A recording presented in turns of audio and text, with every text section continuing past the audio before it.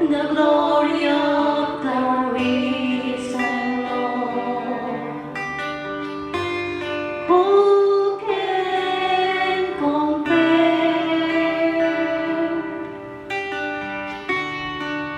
with the beauty of the Lord?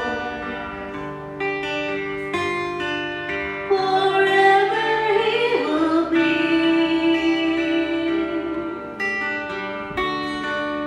the Lamb upon the throne. I gladly bow my knee and worship Him alone. Isang tao ulit ang declare. All heavens declare the glory of the risen Lord. Who can compare with the beauty of the Lord? Forever He will be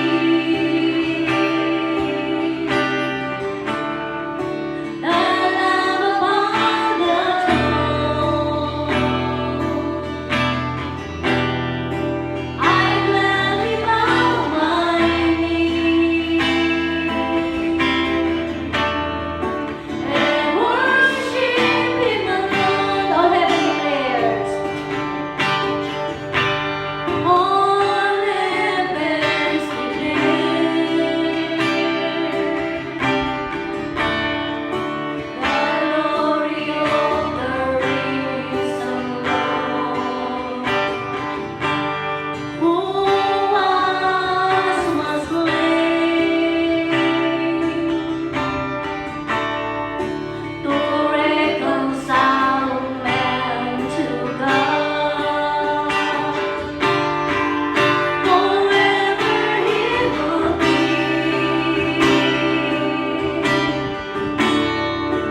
the Lamb upon the throne. I gladly bow my knee and worship Him alone. Forever He will be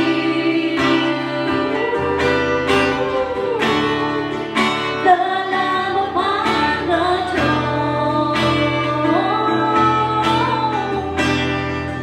I gladly bow my knee and worship Him alone. Forever He will be the Lamb upon the throne. I gladly bow my knee and worship Him alone. Forever He will be the Lamb upon the throne. I gladly bow my knee and worship Him alone.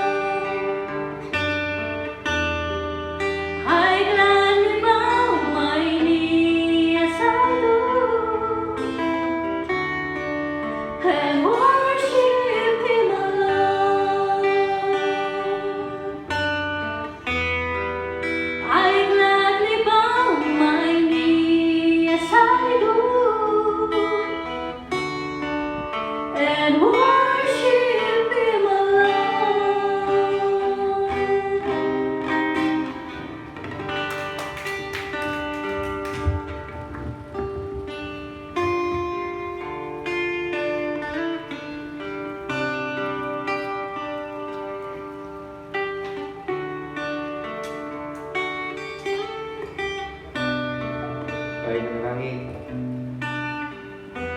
Sa Panginoon, kami ay nagpupuri, kami ay sumasamba sa iyong dakilang pangalan.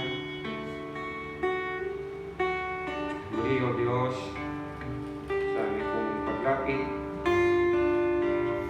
kami ay nakakalapit ng malaya. Yan ay dahilan, Panginoon, sa iyong hawak-hawak sa amin. Sa pamagitan ng iyong anak na Jesus namin, Panginoon. As we come to you, Lord, kung saan pa kami nagpapasalisig. Muli kami, Panginoon, ay patawarin sa anumang kasalanan na aming nagawa, naisip, nasabi. Kaya din sa mga bagay na dapat namin ginawa na hindi namin nagawa, Panginoon. O Diyos, sa inyong hawak-hawak kami pakalinisin. Sa inyong pagkapulihan, kami ay katagpuin. Pakaya kayo patuloy sa aming mga buhay. As we come, O Lord, to your word, Panginoon. As we open, O God, your word, Lord, speak to us, Panginoon. Salamat po ng marami. Lupag namin dinadakila. In Jesus' name I pray. Amen. Lord.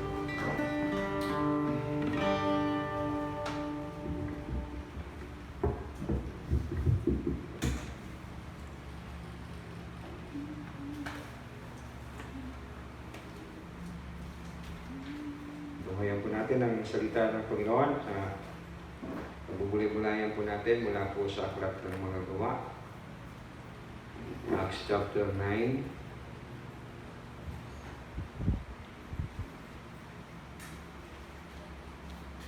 Ang ating pong babasahin ay mula po bilang 10 hanggang 16. Aklat ng Mga Gawa, Kabanatang 9,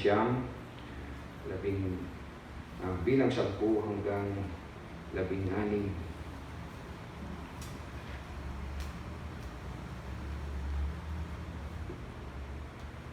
Doon sa Damascus ay may isang tagasunod ni Jesus na ang pangalan ay Ananias. Nagpakita sa kanya ang Panginoon sa isang pangitain at sinabi, Ananias. Sumagot siya, Panginoon, bakit po? Sinabi ng Panginoon sa kanya, pumunta ka sa daan ng tinatawag na Matuwid at doon sa bahay ni Judas ay hanapin mo ang taong taga-Tarsus na ang pangalan ay Saulo. Nananalangin siya ngayon. At ipinakita ko sa kanya sa pamamagitan ng isang pangitain na pumasok ka sa kinaroroonan niya at pinatukan ko siya ng kamay para muling makakita. Pero sumagot si Ananias, Panginoon, marami po akong nababalita tungkol sa taong iyon na malupit siya sa inyong mga pinabanal sa Jerusalem. Narito siya ngayon sa Damascus at binigyan siya ng kapangyarihan ng mga namamahalang pari na hulihin ang lahat ng kumikilala sa iyo. Pero sinabi ng Panginoon kay Ananias, lumakad ka dahil pinili ko siyang maglingkod sa akin para ipakilala niya ako sa mga hindi Hudyo at sa kanilang mga hari at sa mga Israelita. At ipakapakita ko rin sa kanya ang mga paghihirap na dapat niyang danasin para sa akin. Magpalayo tayo sa pagkabasa po ng kanyang salita. Ang kabanatang 9 ng Aklat ng Mga Gawa ay almost about Paul mula po sa kanya pong pagpunta sa Damascus para hulihin, ipakulong ang mga mananampalataya ng Panginoong Hesus. Sa kanya pong pagkatawag ng Panginoong Hesus at ang pagtatagpo nila Pablo at ni Ananias na we read po ng ilang bahagi. And then when he was in Damascus, supposed to be, nandun siya para puusigin ng mga mananampalataya, pero he went there not to proclaim Jesus is the Christ sa pamamagitan po ng kasulatan. At dahil doon, siya po ay inusig. And so tinakasan po niya ang pag-uusig. Siya po ay napunta sa Jerusalem. And sa Jerusalem, ganun din po ang kanyang ginawa. Siya po ay nangaral na si Jesus ang Kristo ayon sa kasulatan. And the same, siya din ay dumanas ng pag-uusig doon. And so siya ay umalis para takasan po ang pag-uusig at tumungo naman siya sa kanyang bayan kung saan po siya pinanganak sa Tarsus. Nais ko po mag-focus po sa verse 15 to 16, yung talatang ating pong binasa. Verses 15 to 16. At tatlo pong C nais ko pong ibahagi no, mula sa ating sa mga talata dito. Again, verses 15 to 16. Chosen or pinili, commission or utos, cost o halaga. Chosen, commission, and cost. So, chosen, no, sino ang pinili, sino ang tinawag? Sabi ko ng verse 15, pero sinabi ng Panginoon kay Ananias, lumakad ka dahil pinili ko siya. No? Referring to Saul. Eventually po ay tinawag din Paul. Ang kanya pong Hebrew name ay Saul, no? Probably ang kanya pong pagiging Paul, no? Ay ang kanya pong pagiging Romans, no? Dahil po siya ay meron pong dalawang citizens, no? Siya po ay Hudyo o Hebreo, and at the same time, no? Siya po ay Romano. No? Again, no, siya ay naging Romano dahil noong panahon na yon, no, ang isilang sa Tarsus, no, ay binibigyan po ng citizenship, no, kinikilala na citizen ng Roma. So, pinili po ay si Paul. Why he was chosen? Bakit po siya pinili? Bakit po siya pinili ng Panginoong Hesus na maging apostol?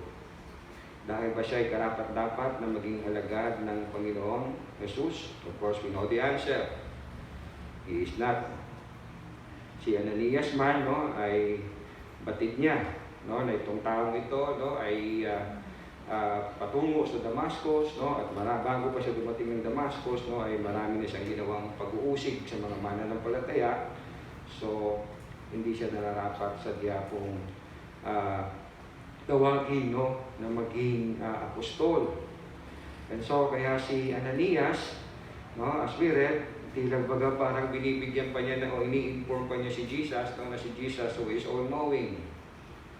No, ano po sabi ni Ananias, no, in response, no, kay Jesus, no, about kay Saul, sabi ng verse 13, sumagot si Ananias, Panginoon, marami na po akong nabalitaan tungkol sa taong ito at sa mga kasamaang ginawa niya sa inyong mga hinirang sa Jerusalem. At naparito siya sa Damasco, taglay ang kapangyarihan galing sa mga punong pari ng mga Hudyo upang takpin at ang lahat ng tumatawag sa iyong pangalan. No? Tignan niyo po si Ananias, no? Para bagang binibigyan niya ng information, no, si Jesus. Lord, for your information, no, baka nagkakamali kayo, itong si Saulo, no, ay no, matindi ang ginagawang pag-uusig sa iyong mga alagad. At in fact, no, he is coming to Damascus, no, for that purpose.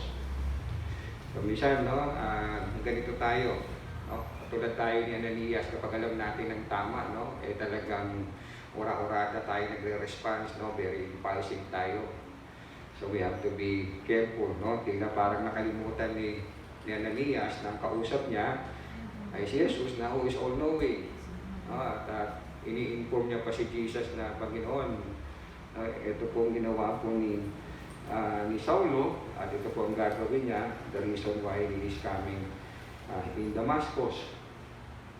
So, hindi siya sadya kung karapat-dapat, no? Sapagkat no, siya nga po ay mag-uusig ng mga mananampalataya ng Panginoong Hesus. But he was chosen by the Lord Jesus, no, para po siya ay maging kanyang apostol, kanya pong maging alagad. Bakit po siya pinili? Was it because nakita ng Panginoon na itong si Saulo, no, ay very potential, no, magiging dakilang apostol ko, magiging dakilang lingkod ko? Was it because, no, kasi si Paul, no, siya ay dalawa ang citizenship, no, isang Romano at isang Hudyo, so very useful para sa pagpapalaganap ng Ebanghelyo. Yun po bang dahilan kaya po siya pinili? Of course, no, hindi po ganon ang dahilan. Si Pablo po ay nagpahayag ng ganito, Romans, ang babasahin ko na lamang po ay Galatia. Pero let me just mention na yung Romans chapter 1 verses 1 and verses 5. Basahin na lamang po ninyo yun. Romans 1 and 5. Ang babasahin ko ay from Galatia chapter 1 verses 1 to 3. And then tatalon tayo sa verse 13 to 16.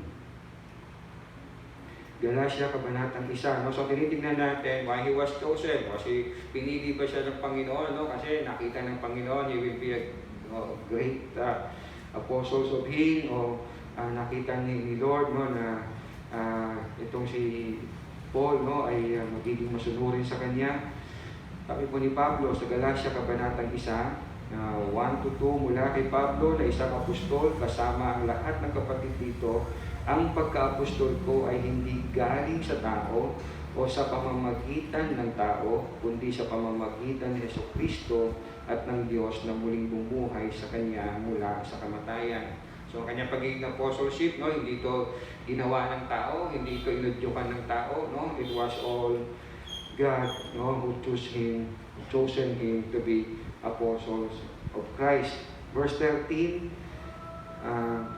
the same chapter, no, chapter 1 ng Galatia, alam naman ninyo ang dati kong pamumuhay noong kasabi ako ng relihiyon ng mga Hudyo. Inusig ko ng lubos ang iglesia ng Diyos at sinikap ko itong lipulin.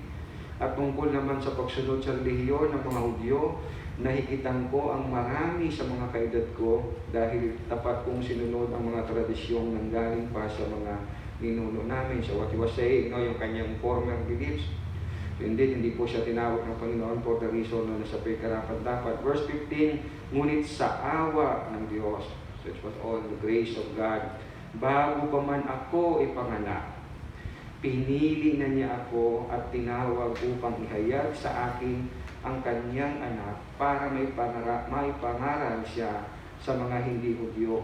Nang mangyari ito, hindi ako sumangguni kanino man. So very clear, no, kay Paul, alam niya, no, na pinili siya ng Panginoon at because, no, nakita siya ng Panginoon na magiging mahusay siyang alagad niya, kundi, no, sa awa ng Diyos, bago pa siya ipinanganak, pinili na siya to be one of the Lord's apostles. Maalala ninyo sa Acts chapter 17, no, nangaral doon si Pablo, no, sa mga taga-Athens na nakita niya pagiging religyoso ng mga tao doon, na sumasamba sila sa Diyos na pinangalanan nilang sa Panginoon na hindi nakikilala, sa pinakilala niya ang Panginoon na may likha ng langit at lupa, no, na siya nagtalaga ng ating kapanganakan, ng ating lahi, and so on. So Paul recognizes, no, na ang kanyang pagiging Hebreo and at the same time with Roman citizenship, no, hindi yun nagkataon, kundi it was all God's plan. Dahil po sa kapagkapili sa kanya upang maging isa sa mga apostol ng Panginoon. So, si Paul ay pinilang ng Panginoon out of His grace, out of His love, out of His own pleasure and will. Walang influensya coming from anyone, not coming from Paul, para po siya piliin ng Panginoon. Yan po ang pagkapili sa atin kay Diyos ay amen. Hindi tayo pinili ng Diyos, kasi siya ay nakita ni Lord si Ate Lenny na every midweek na dyan yan sa Holy Light Mission Church kapag na talaga ang Holy Light Mission Church. So kaya pipiliin ko si Ate Lenny kasi magiging song leader si Sister Ella o si Gigi. Kundi it is by the grace of God. Awa ng Panginoon, kaya po tayo tinawag, pinili ng Panginoon para sa kanyang kaharian. Question you may ask, no? Kaya ni Paul nung mag-resist, no? Ngayon siya'y pinili, kaya ba niyang mag-resist? Ayawan yung pagkapili sa kanya o pagkatawag ng Panginoon sa kanya? In some point, he can, no? Pero hindi siya magtatagumpay ng lubos. Ibig sabihin, hindi talaga niya matatanggihan o matatakasan ang pagkatawag sa kanya, no? I would like to think about Jonah. Remember si Jonah, no? Nung tinawag siya. So, tinakbuhan niya rin si Lord. Pero in the end, sino nagtagumpay? Si Lord. So, minsan sa buhay natin, no? Tumatanggi tayo, tumatakbo tayo. But in the end, no? Si Lord nananaig. Of course, because He is Lord.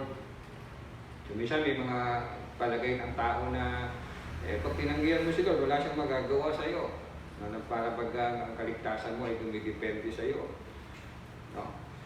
Hindi po, kung ganun po, ibig sabihin, hindi po sovereign ang Panginoon natin. May mga bagay siya na hindi niya magagawa kahit gusto niyang gawin. And yes, makikita natin sa buhay po ni Pablo na tunay, no, na ang kanya pong buhay ay nabuhay sa kalooban ng Panginoon sa pagsunod sa pagkatawag po sa kanya. 1 Corinthians chapter 9, verse 16. Unang Korinto, kabanatang 9, bilang 16. 1 Corinthians 9:16. Hindi ko ipinagmamalaki ang pangangaral ko ng mabuting balita dahil tungkulin ko ito. Nakakaawa ako kung hindi ko ipapangaral ang mabuting balita. Look at Paul. Sabi niya, pag hindi ako sumunod, kaawa ako. Kaya ako ito ginagawa, ito'y tungkulin ko. Ito ang pagkatawag sa akin ng Panginoon. Very unique ang pagkatawag sa Kanya, not like yung mga apostol, prior to Him, yung 12. Very unique kasi si Jesus ay, nung tinawag ko siya, He was already in His glorified body, resurrected body, not like noong panahon ng mga unang mga apostol, sila Pedro. As we go along, I will discuss a bit patungkol sa apostol. Kasi sa panahon natin, may mga nagpapakilala na apostol pa rin, may title na apostol. So, si Paul, for him, all his life, ang kanya pong buhay ay ang mangaral ng magandang balita. And again, he looked at himself na kahabag-habag siya kung hindi niya ipapangaral ng mabuting balita. Of course, hindi lamang po niya ito ginawa out of obligation kasi tinawag siya ng Panginoon, but he did this out of love sa Panginoon. Remember ang love chapter, 1 Corinthians chapter 13. So, ang pinupunto natin, 1 Corinthians chapter 9, verse 16, hindi ito nagpapahayag na parang si Pablo kaya siya nangangaral, napipilitan siya dahil kaawa-awa siya pag hindi niya ginawa ito dahil tinawag siya ng Panginoon. Of course not. Dahil, alam ni Paul, ang biyaya ng Diyos ang nagtawag sa kanya, alam ni Paul, ang pag-ibig ng Diyos sa kanya dahil siya'y makasalanan, na inaring ganap at tinawag na maging apostol. And so, ang kanya pong paglilingkod sa Panginoon ay out of love. Let me just read, 1 Corinthians chapter 13. Yung tinatawag na love chapter. Unang Korinto, kabanatang 13, simulan ko po sa bilang 1. Makapagsalita man ako sa mga wika ng mga tao at ng mga anghel, kung wala naman akong pag-ibig, para lamang akong kampanang umaalingaw o kumpiyang na maingay. Kung ako man ay may kakayahang magsalita ng mensahe mula sa Diyos at umunawa sa lahat ng hiwaga, kung nasa akin man ang lahat ng kaalaman at lahat ng pananampalataya, ano pa't nakakapagpalipat ako ng mga bundok, ngunit wala naman akong pag-ibig, wala akong kabuluhan. At kung ipamigay ko man ang lahat ng aking mga ari-arian at ilagay at ialay ang aking katawan upang sunukin, ngunit wala naman akong pag-ibig, wala rin akong mapapala. So again, hindi po niya ito ginawa, just out of obligation, just out of fears, kundi ginawa niya po ito ng may pagmamahal sa Diyos dahil naranasan niya ang pagmamahal ng Diyos sa Kanya. Second C, the charge, ang utos. Equally, if not more important, kaysa sa sino ang tinawag, ay kung ano ang utos, o kung ano ang charge. Ano po ang charge? Sabi ng verse 15, pero sinabi ng Panginoon kay Ananias, lumakad ka dahil pinili ko siyang maglingkod sa akin para ipakilala niya ako sa mga hindi Hudyo at sa kanilang mga hari at sa mga Israelita. So here's the charge, ito pang utos sa kanya, to proclaim Christ, to make known Christ, sa mga hintil, sa mga hindi Hudyo. Again, remember last Sunday, I shared about the Berean believers, na hindi lang po sila nakatingin kung sino ang nangangaral, kundi ang kanilang sukatan ay kung ano ang pinapangaral. And so, kaya umuwi sila, sabi sa atin ng Acts 7:11, araw-araw nilang sinasaliksik ang kasulatan para tignan kung totoo nga ang mga sinasabi ni Pablo. So, the charge is, to proclaim Jesus is the Christ. Ito ang pagkakakilanlan sa mga tinawag ng Panginoong Jesus. Meron silang isang sinasampalatayanan at isang pinapangaral. Jesus is the Christ. They teaches and preaches the word of Jesus. Remember the Great Commission. Sa Matthew chapter 28, bago po siya makyat sa langit, nagbigay po siya ng utos in Matthew chapter 28, 19 to 20, kaya't humayo kayo, gawin ninyong alagad ko ang mga anak, ang mga tao sa lahat ng mga bansa, bautismuhan ninyo sila sa pangalan ng Ama, ng Anak at ng Espiritu Santo, turuan ninyo silang sumunod sa lahat ng inutos ko sa inyo. Tandaan ninyo ako'y laging kasama ninyo hanggang sa katapusan ng panahon. The reason why we believe, no, the Bible is the very word of God, rule of faith and life, panuntunan ng ating pananampalataya at buhay, because it speaks of Jesus Christ. Hindi tayo naniniwala, no, na mayroon pang extra biblical writing maliban sa Bibliang ito, no, na binubuo ng 66 na aklat. We don't believe na mayroong higher authority kaysa sa scriptures as other claims, kundi ang banal na kasulatan lamang. Bakit ko po sinasabi ko ito, no?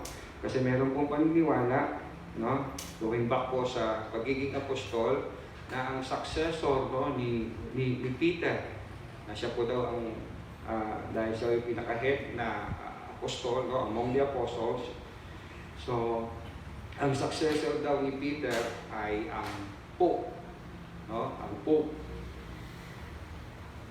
And so ang Pope daw, no, ay kung ano ang sabihin niya, kahit outside, no, hindi sinasakayunan ng Biblia, ay dapat tanggapin. So, sinabi niya, ito ang ating dogma, ito ang ating doktrina, ito ang ating katuruan, no, ay ito pa i-embrace. Dahil sinasabi nila, no, na ang successor ni Peter as Pope ay yung Pope. No, ngayon, sinong Pope ngayon? Pope Francis? Pope Francis, no?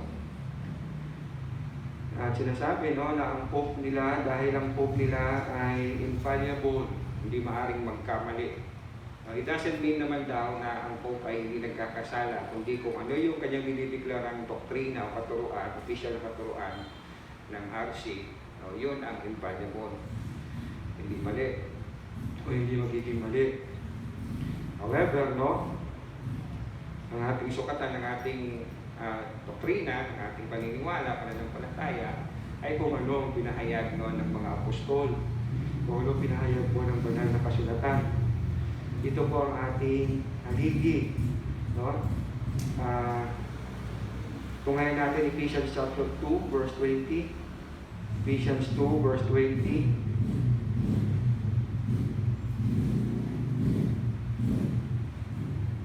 Ephesians 2 verse 20, tulad ng isang gusali, kayo itinayo sa pundasyong inilagay ng mga apostol at mga propeta na ang batong panulukan ay si Kristo Jesus. So ang foundation, no, ay apostles, prophets, at ang batong panlulukan ay si Kristo.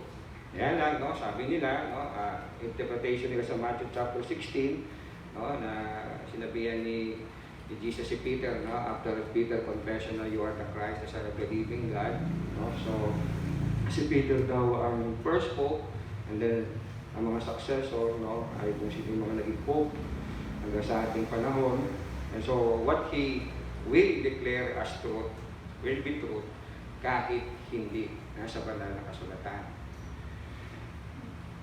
Of course, which is hindi natin po sinasangayunan, no, dahil malinaw, no, ang charge sa mga apostol ay the same, hindi nagbago. No? Nung si Peter, nung umakyat sa langit si Jesus at pinangunahan ni Peter, no, wala po siyang mga introduce ng mga bagong katuruan outside sa katuruan ng Panginoong Jesus. Wala po. No? Sorry, hindi ko na ma-recall ang church history, no? Pero I am very certain, no? First 100 years, no, ng Christianity, no, walang inintroduce si Peter na bago sa tinuro ng Panginoon. Na we read kanina sa Matthew chapter 28, no, ituro ninyo ang lahat ng ipinag-utos ko. Hindi po siya nag-introduce ng mga bago to say na I am the Pope, no, I am infallible, so I can introduce to you anumang paniniwala, no, because sinabihan ako ni Lord, no, upon this rock I will build my church. Walang claim si Peter na gano'n. kundi ang tinuro po ng mga apostol, no? Sino-sino po ang apostol? Una yung 12. And then, nakaltasan ng isa, si Judas. Then, pinalitan ni Matias. And then, the last apostle ay si Paul. No? At kakaiba yung kanyang pagkatawag. Okay, no? Dahil umakit na sa langit si Jesus, no? Resurrected na si Jesus. Yun lang. After Paul, wala nang apostol. Okay? So, kung meron kayong mapapanood sa TV na ako si Apostol Lenny Di Galicia, hindi pala apostol, apostola.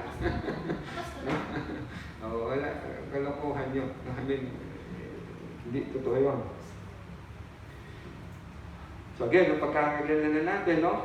Tinawag, and then the chosen, the charge is to preach Christ, to preach Jesus' teachings.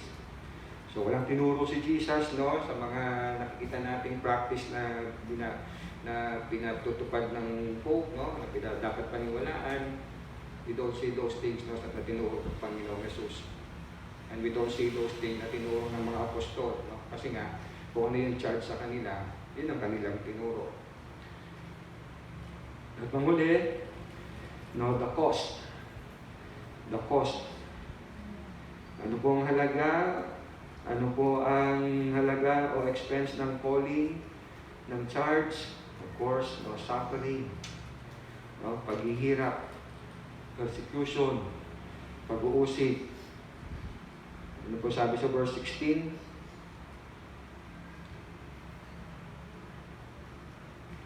Again, Acts chapter 9, verse 16.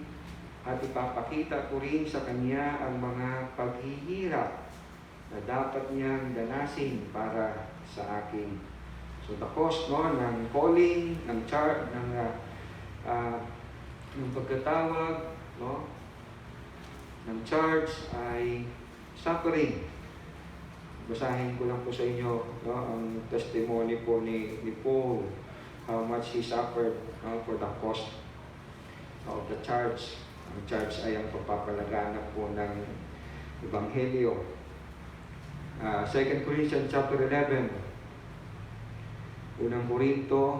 Pangalawang Korinto, kabanatang 11. Let me read ang verse 23, no, kasi medyo mahaba-haba. Verse 23 ng 2 Corinthians chapter 11. Sila ba'y mga lingkod ni Kristo? Alam kung para na akong baliw sa sinasabi ko, pero ako rin ay lingkod ni Kristo at higit pa nga kaysa sa kanila. Dahil higit akong nagpakahirap kaysa sa kanila. Mas maraming beses akong nakulong, nahagupit at nalagay sa bingit ng kamatayan. 5 beses akong tumanggap ng 39 na hagupit sa kapwa kong mga Hudyo. 3 beses akong pinaghahampas ng mga sundalong Romano. Minsan na rin akong pinagbabato ng mga Hudyo. 3 beses kong naranasan na lumubog ang sinasakyang barko. At minsan buong araw at gabi akong palutang-lutang sa dagat. Sa aking paglalakbay sa iba't ibang lugar, nalagay ako sa panganib, sa pagtawid, sa mga ilog, sa mga tulisan, sa kapwa kong mga Hudyo, sa mga hindi Hudyo, sa mga lungsod, sa mga ilang, sa dagat, at sa mga taong nagpapanggap ng mga kapatid kay Kristo. Naranasan ko rin ang sobrang hirap at pagod at kawalan ng tulog. Naranasan ko ang magutom, mauhaw, kadalas ay walang makain at naranasan kong ginawin dahil sa kakulangan ng maisusuot. Maliban sa iba pang mga karanasan na hindi ko na nabanggit, inaalala ko pa araw-araw ang kalagayan ng lahat ng iglesia. Kung may nanghihina sa pananampalataya, nalulungkot ako, at kung may nagkakasala, naghihirap ang kalooban ko. So try to imagine, no? Hindi pa nga tapos di ba? Hindi niya na nasabi ang lahat ng klase ng paghihirap na dinanas niya for the sake, no, of the calling, for the sake of pagkatawag sa Kanya, for the sake of the charge, no, na ipalaganap, ipakilala si Jesus sa mga hindi. Ito yung cost. Sakit, hirap. So, ang buhay pananampalataya, pagsunod sa Diyos, meron din kaakibat yan na sakit, hirap. So, hindi po totoo, no, na kapag tayo sumunod sa Diyos, sumunod ka lang. stress-free ka. Sumunod ka lang, wala kang magiging Hindi problema. ka magugutom. Hindi totoo yan. Sumunod ka lang, hindi ka magugutom. Hindi totoo yan, no? Because si Paul, no? Hindi ka mapuputulan ng kuryente, no? Sumunod ka lang, no? Faithfully, hindi ka magugutom. I praise God, no? Sa aking pong 16 years na sa church, masasabi kong hindi pa kami nagutom. Hindi pa kami nagkulang. Loobin naman ng Panginoon na hanggang sa muli siyang dumating, hindi ako gutumin. Pag ako nagugutom, nanginginig ako. So, yun po ang salita ng Panginoon. So, ang paalala sa atin, no, na ang pagtawag sa atin ng Panginoon, no, ay may kalakip din niyang pagtitiis, no, sakripisyo. Pero praise the Lord, dahil sinabi ni Pablo, no, ang hindi may hahambing, no, yung paghihirap natin, no, sa buhay na ito, no, sa naghihintay na kaluwalhatian, pinangako sa ating ng Panginoon. Tayo po yung nalamin. Panginoon, maraming pong salamat. Salamat, Lord, na kayo, Diyos, ang pumili at pinili mo kami, Panginoon, dahil sa inyong awa habang sa amin. Dahil hindi naman po kami naiiba sa lahat. Kami ay makasalanan. Kami ay hindi nakaabot ng inyong pong pamantayan, Panginoon. We fall short of your glory, Panginoon. But out of your pleasure and will, out of your grace and mercy, you have chosen us, Panginoon. At salamat sa mga apostol na tinawag ninyo. Salamat, Lord, na kayo po able sa kanila upang sila ay manatili at magtagumpay sa kabilang mga hirap na kanilang binasas dulot ng inyong pagkatawag sa kanila to preach the gospel to the world. At indeed, Lord, nagawa nila ito gaya na sinabi ni Pablo dahil sa inyong pong biyaya. Kaya naman kami ay naabot ng iyong salita. And Lord, hindi kami mga apostol, but Lord, binigyan niyo rin po kami, Panginoon, ng pagkatawag na ipalaganap ang iyong mabuting balita. And may we respond, Lord, kahit na may mga pagkakataon na it requires sacrifices, it requires sakit, it requires gutom, pagkauhaw, sakit ng kalooban, and sakit ng katawan, pagtitiis. Lord, help us, Panginoon, na sumunod sa iyo, hindi po dahil sa mga bagay na nais namin tamasahin, mga bagay na nais namin maranasan, mga bagay na nais namin mapanatili sa aming mga buhay, kundi sumunod kami dahil minamahal ka namin, sumunod kami dahil alam namin na mabuting balita nagbibigay ng kaligtasan sa mga makakapagling at sasampalataya dito, Panginoon.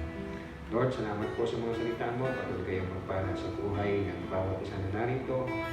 At sa marahil, Lord, na sumalit namin pong pagsasakripisyo sa pagtapos sa lugar na ito upang makapakinig ng iyong salita. At tunay nga, Panginoon, na yung biyaya ay sobra-sobra gusto-bus, Panginoon, sa aming Panginoon. Dahil muli niyo kami ginatagpo, muli niyo kami pinausap mula sa inyo pong mga salita. Gaya ng inyong pangako, sino bang pagsumakita ng iyong kaharian, ng iyong kalooban, at bagay ay idaragdag mo sa amin. Thank you, Lord, kayo pong magdagdag sa lahat ng aming pong kailangan sa aming mga buhay. Pinupuri ka namin dinadagila. In Jesus' name we pray. Amen.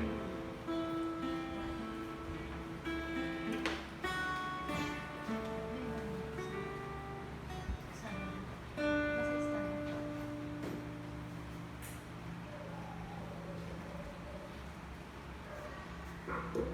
Ihanda natin ang ating mga puso para sa ating pagbibigay. Tayo po ay tumayo at makibukas tayo sa 2 Corinto, pangalawang Corinto, chapter 8, verse 12. Sapagkat kung may hangaring magbigay, tatanggapin ng Diyos ang inyong kaloob, ayon sa inyong makakaya at hindi ayon sa hindi ninyo kaya. Amen.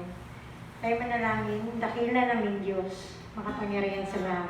Maraming salamat, Panginoon, sa buong linggo, God. Ikaw po, Panginoon, ang nagbigay sa lahat ng aming pangangailangan, O God.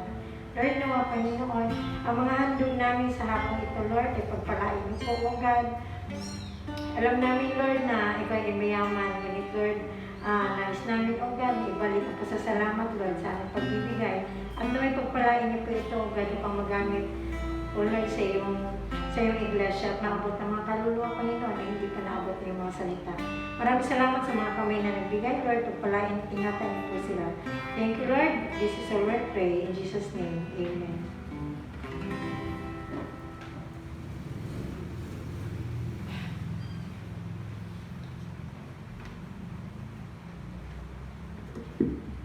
Iba, bigyan po natin ng doxology.